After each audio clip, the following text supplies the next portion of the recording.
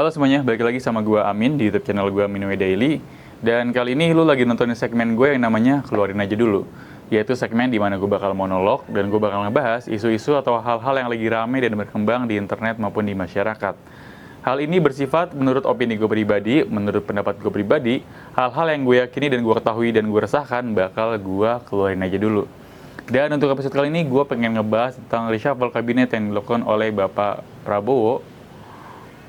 Menurut gue bukan hal yang mengejutkan karena emang harusnya terjadi karena salah satu yang menyebabkan reshuffle kabinet kayaknya ya besar karena yang pertama karena ada kementerian baru yaitu Kementerian Haji yang mana kementerian ini lahir karena kemarin atau sebelumnya Bapak Yakut tersangkut oleh kasus korupsi haji yang mana kayaknya haji ini butuh pantauan khusus, butuh prioritas khusus, makanya ada kementerian baru yaitu Kementerian Haji. Dia dibutuhkan ketua dan wakilnya. Dan yang kedua, sebenarnya ada beberapa kementerian, tapi yang gue notice ada Kementerian Haji sama yang cukup apa ya menurut gue cukup menarik untuk diperbincangkan, yaitu Kementerian Keuangan, yaitu Ibu Sri Mulyani yang digantikan sama Bapak Purbaya Yudi Sadewa sebagai Menteri Keuangan yang baru. Yang mana kalau kita ngelihat Bu Sri Mulyani ini udah lama banget ya, dari zamannya Pak Jokowi atau mungkin dari zaman Pak SBY kali. Udah puluhan tahun mengabdi sebagai Menteri Keuangan dan kita melihat ke belakang kita lihat kinerjanya bagus, terus gue nggak ngerasa ekonomi Indonesia yang gimana-gimana, walaupun perkembangannya nggak begitu signifikan juga, tapi gue ngelihatnya dengan Indonesia kondisi yang bertahan aja secara ekonomi menurut gue udah hal yang luar biasa banget. Karena dunia kan sangat-sangat dinamis ya. Kalau Indonesianya dalam tanda kutip stagnan, menurut gue masih oke dibandingkan negara-negara lain yang berantakan dan segala macam. Dan pas zaman COVID juga 2019, 2020, 2021 dampak ekonomi Indonesia nggak gimana-gimana, jelek banget. Mungkin salah satunya karena peran Menteri Keuangan atau peran dari Lembaga Keuangan Indonesia yang bagus kerjanya, dan Pak Jokowi juga yang kerjanya bagus juga. Dan gue juga ngerasanya ini bukan hal yang gimana-gimana banget Bu Sri Mulyani digantikan, karena gue ngelihatnya sentimen masyarakat kepada Bu Sri Mulyani kayaknya udah mulai jelek ya. Kalau dulu kan kita membangga-banggakan banget ya. Dulu pas Bu Sri Mulyani jadi menterinya Pak Jokowi, kalau nggak salah, dia tuh kita ngeliatnya, wih ini dari World Bank gitu, ini orang pinter segala macam, ngerti ekonomi dunia dan segala macam, ini tuh orang pinter jadi menteri keuangan, kita bangga banget gitu.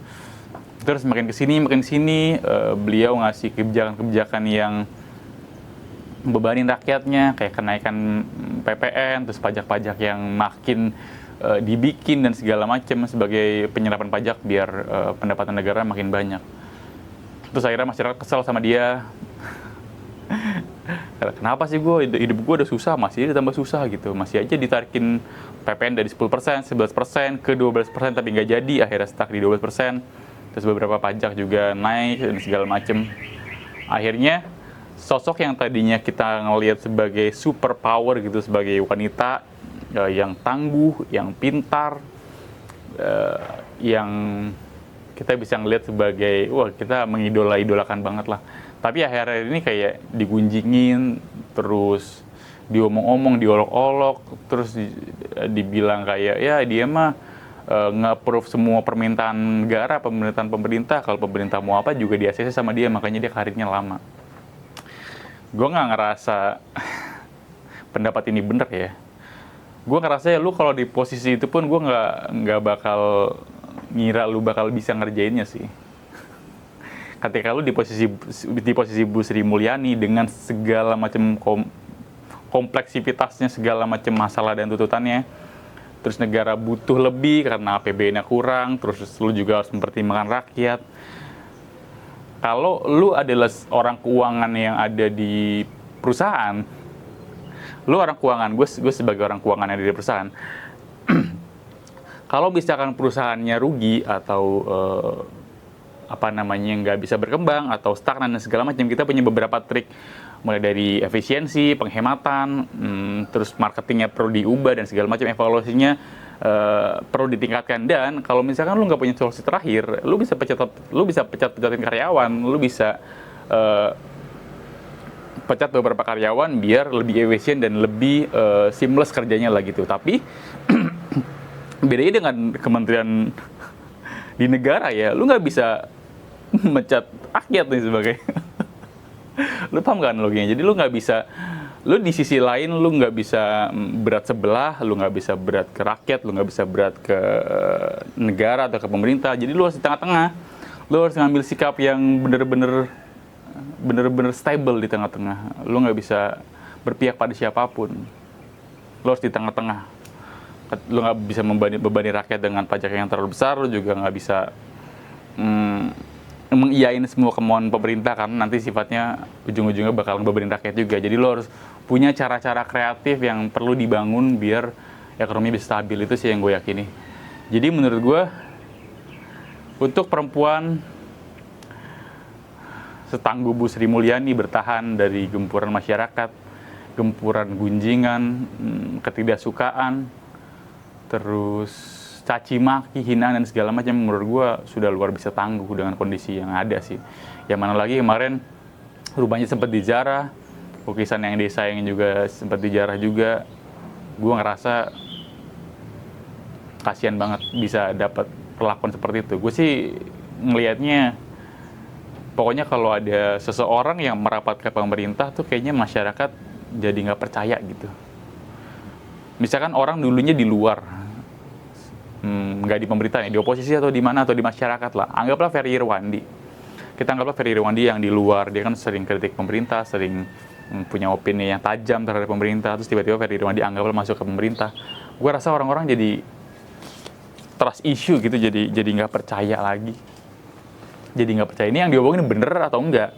Karena kalau lu lagi di luar kan, apa yang lu omongin, lu nggak punya kepentingan apapun kan, lu nggak lagi ada di partai apapun, lu nggak lagi membela siapapun, ya lu pure opini pribadi. Tapi kalau udah masuk pemerintah, lu ngomong A, itu kata-katanya perlu kita bedah lagi di sebenarnya tuh mempertahankan opini pribadi atau mempertahankan kredibilitas pemerintah atau semacamnya gitu. Jadi agak susah kalau di dalam memang, termasuk Bu Sri Mulyani yang dia ngomong apapun jadi salah, dia ngomong.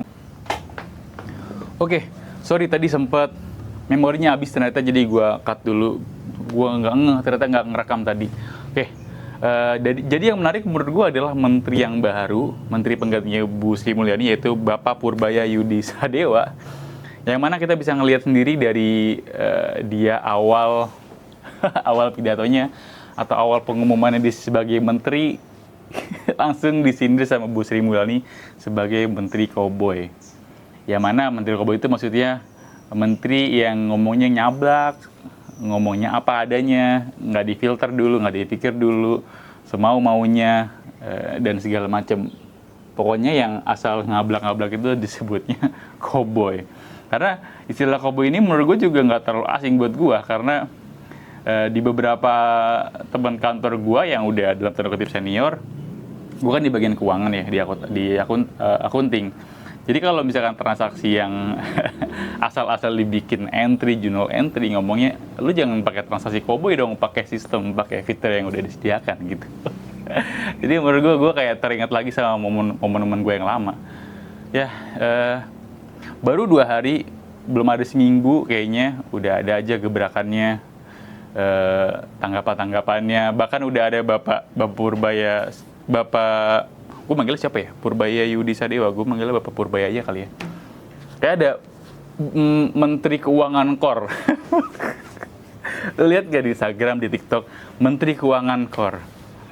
Gimana Pak tanggapannya terhadap tuntutan mahasiswa 17+8? Loh, itu kan tuntutan sebagian kecil masyarakat aja.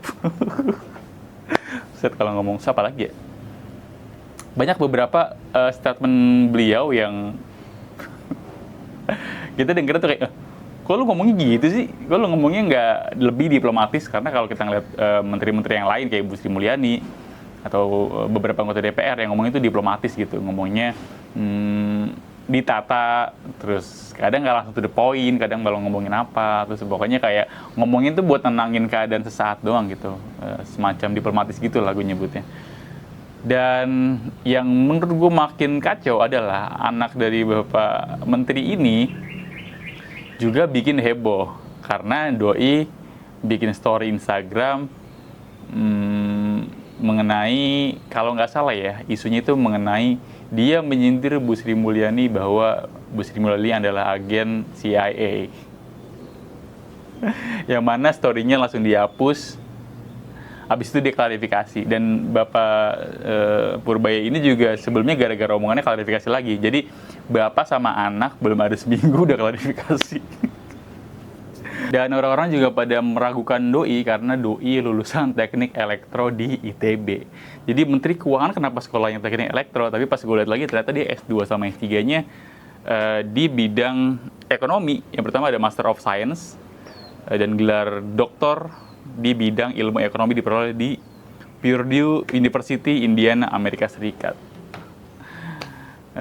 Gue sih nggak begitu masalah ya ketika lu ada di posisi manajerial, di atas. Kayaknya lu lulusan apaan aja, asal lu ngerti manajerialnya, gue nggak ngerasa ada masalah sih. Bos gue aja direktur keuangan, tapi kayaknya bukan lulusan keuangan, tapi kita lulusan teknik. Tapi beliau bisa menangani keuangan dengan baik.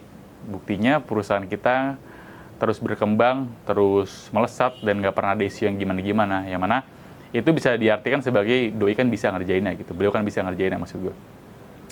Sama halnya dengan Menteri Keuangan ini, gue sih nggak merasa harus lulusan keuangan juga sih, harus S1 keuangan, S2 keuangan, ekonomi dan segala macam gitu-gitu. Gue kalau memang doi bisa ngerjainnya, doi sanggup dan doi jago, sikat aja. Mau lulusan perikanan ke, mau lulusan perhutanan, Pak Jokowi lulusan perhutanan tapi jadi presiden, menurut gue nggak begitu masalah-masalah banget, asal kerjanya bener.